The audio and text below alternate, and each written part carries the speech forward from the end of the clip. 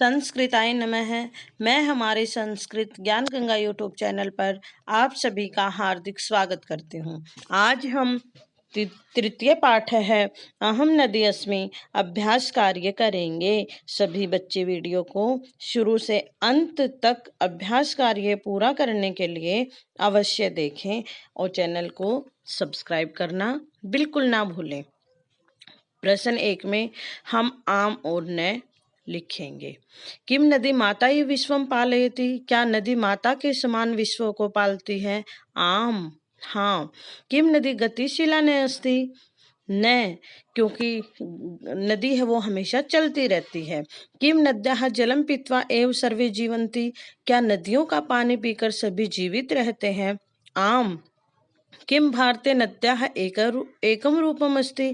क्या भारत में नदियों का एक रूप है? नहीं, क्योंकि नदियों के अनेक रूप हैं, अलग अलग दिशाओं में अलग अलग नामों से जानी जाती हैं। किम गंगा नदी केरल प्रदेशे अस्ति? क्या गंगा नदी केरल प्रदेश में है? नहीं, गंगा नदी उत्तर प्रदेश में है। मंजूषायां प्रदत्तै रिक्त स्थानानि पूरयन्तु। ये मंजूषा को देखकर, हेल्प बॉक्स को देखकर प्रश्नों के उत्तर हमें लिखने हैं। नदी अस्या वसुंधराया सौंदर्यम अस्ति। नदी इस वसुंधरा का सौंदर्य है।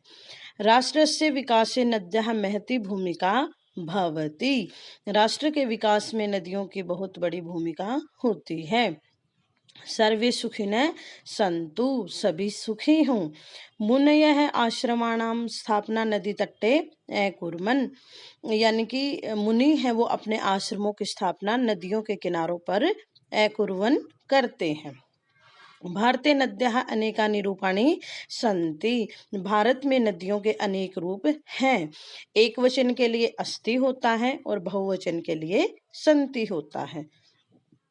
प्रश्न 3 में हमें शब्दों के उचित अर्थ लिखने हैं, यानी पर्यायवाची शब्द हैं।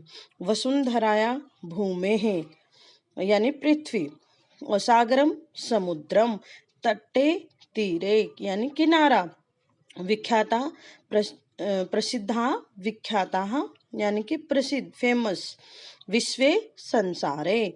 प्रश्न 4 में हमें प्रश्नों के उत्तर एक शब्द में देने हैं। कस्या साम्राज्यम संपूर्ण विश्वे अस्ति? किसका साम्राज्य पूरे विश्व में है? नद्याः, नदियों का, ये बहुवचन में है। कुत्र महानगराणाम विकास भवति? कहाँ पर महानगरों का विकास होता है? नदीनाम तट्टे, नदियों के किनारों पर। नदी जलेन एव के क्षेत्राणि सिंचति? नदियों के पानी से कौन खेतों को सींचता है? कृषकाः, किसान। नद्या विशालतम रूपम किम? नदियों का विशाल रूप क्या है? ब्रह्मपुत्र। ब्रह्मपुत्र नदी है वो नदियों का सबसे विशाल रूप है। और दीर्घतम रूप क्या है? नाइल नदी। नद्याः जलम कया परिपूर्णम अस्ति? नदियों का जल है वो किससे परिपूर्ण है? पोषक शक्त्याः, पोषक शक्तियों से। प्रश्न 5 में हमें प्रश्नों के उत्तर पूर्ण वाक्य में देने हैं। पंजाब प्रदेशे का पंचधारा नद्याम मिलन्ति? पंजाब प्रदेश में कौन सी पंचधारा नदियों में मिलती हैं? 5 कौन कौन सी नदियां हैं पंजाब प्रदेश है? झेलम, चनाब, रावी, व्यास, सतलुज इति पंचधारा नद्याम मिलन्ति। यानी ये 5 धाराएं हैं वो नदियों में मिलती हैं। स्वामी श्रद्धानंद महोदय नद्या तट्टे किम स्थापितम? स्वामी श्रद्धानंद महोदय ने नदी के किनारे पे क्या स्थापित किया था? स्वामी श्रद्धानंद महोदय नद्याः तट्टे गुरुकुल कांगड़ी विश्वविद्यालय स्थापितम। नज्जलाः नद्या किम क्षिपन्ति? लोग हैं वो नदियों के पानी में क्या फेंकते हैं?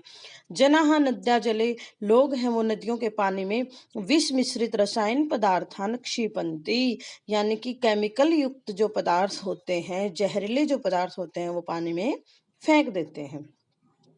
नद्या तटेषु केषां दुर्लभा प्रजातयः उद्भवन्ति? नदियों के किनारे पर किसकी दुर्लभ प्रजाति होती हैं? नद्याः तटेषु, नदियों के किनारों पर वृक्षाणाम, पेड़ों की, पादपानाम, पौधों की, वनौषधीनाम, दवाइयों वाले, औषधियों वाले जो पौधे होते हैं उनकी दुर्लभ, जो कहीं पे भी प्राप्त नहीं होती हैं, ऐसी प्रजाति उद्भवन्ति उत्पन्न होती हैं। नद्याधये वाक्यम किम अस्ति? नदियों का ध्येय वाक्य क्या है? सर्वे भवन्तु सुखिनः सर्वे सन्तु निरामया, सभी सुखी हों और सभी निरोगी हों। प्रश्न 6 में हमें प्रश्न निर्माण करना है। गति स्त्रीलिंग में है, इसलिए यहाँ पे आ जाएगा का एव मम स्वभाव मम संदेश च अस्ति, यानी नदी क्या कहती है? क्या मेरा स्वभाव और क्या संदेश है? तो गति एव यानी गति ही मेरा स्वभाव और संदेश है। गति का क्या बनेगा? का। राष्ट्र से विकास से मम महती भूमिका भवति, राष्ट्र के विकास में किसकी महती भूमिका होती है? तो राष्ट्र से यहाँ पे क्या बनेगा? कस्य। ये के बाय मिस्टेक बीच में आया है। मम तटेषु ऋषय तपस्याम कुर्वन्ति, तो मम तटेषु के तपस्याम कुर्वन्ति, कौन तपस्या करते हैं? तो इसका क्या होगा? ऋषय है, यानी बहुत सारे ऋषि मुनि, तो ये बहुवचन में होगा यहाँ पे। प्राणी जीवनाय विशुद्धम पर्यावरणम आवश्यकम अस्ति, प्राणियों के जीवन के लिए विशुद्ध पर्यावरण आवश्यक है। तो किसके लिए? कस्मै। प्राणी जीवनाय की जगह पे क्या होगा? कस्मै। नद्या जलम प्रदूषितम न करणीयम, किसका जल प्रदूषित नहीं करना चाहिए? नद्या यानी कस्याः, किसका जल प्रदूषित नहीं करना चाहिए। अभी आगे व्याकरण कार्य है, इसमें कारकों के बारे में हम पढ़ेंगे विस्तार पूर्वक। व्याकरण की जो अलग से हमारी सीरीज चलेगी उसमें करवाऊंगी। अभी आपको अभ्यास कार्य के लिए एक बार मैं कारक करवा देती हूँ। कर्ता यानी काम को जो करने वाला होता है उसको हम कर्ता कहते हैं। जैसे मैं पढ़ती हूँ तो मैं क्या हुआ? कर्ता, यानी काम को करने वाला। तो जो कर्ता होता है, काम को करने वाला, कहीं पे भी होगा उसमें प्रथमा विभक्ति का प्रयोग होगा। जैसे महात्मा कुटीरे वसति, इसमें महात्मा कुटिया में रहता था। कौन रहता था? महात्मा। तो कर्ता कौन है? महात्मा। ये एक वचन में भी हो सकता है, काम को करने वाले द्विवचन में भी हो सकते हैं और बहुवचन में भी हो सकते हैं। सज्जनाः जैसे बहुवचन में है, सज्जनाः सत्यमार्गम न त्यजन्ति, सत्पुरुष है, तौ सुंदरम गृहम अपश्यताम, यानी जो शुरू में होता है ना, काम को करने वाला होता है, कर्ता प्रथम स्थान पे आएगा, तो उसमें कर्ता में प्रथमा विभक्ति होती है। अभी हम अभ्यास कार्य देख लेते हैं। कुटीरे कै वसति, इसमें ऊपर हमने पढ़ा था कुटीरे महात्मा वसति, इसमें ऊपर देख करके हमें नीचे खाली स्थान पर उत्तर लिखने हैं। कुटीरे कै वसति, इसमें कुटिया में कौन रहता था? महात्मा। के सत्य मार्गम न त्यजन्ति, सज्जनाः सज्जन लोग। कै सर्वविधम सहयोगम कुर्वन्ति, सत्पुरुष है, अच्छे लोग होते हैं, वो हर प्रकार से सहयोग करते हैं। तौ सुंदरम गृहम अपश्यताम, किसने सुंदर गृह को देखा था?